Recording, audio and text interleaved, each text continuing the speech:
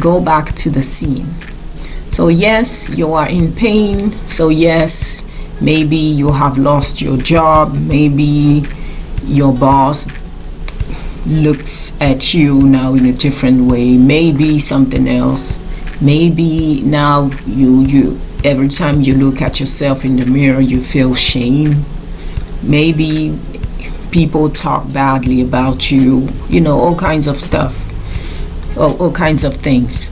So in this situation, it's always better to go back to the scene. It's like you were on the horse, and then you fell, and then you recover, and then you go back again, because you need to face your fear. If you just stay in the failure and you just continue to feel bad, you will never grow from this experience. So I was saying that you need to learn the lesson that you shouldn't repeat. So now you have investigating what happened. You know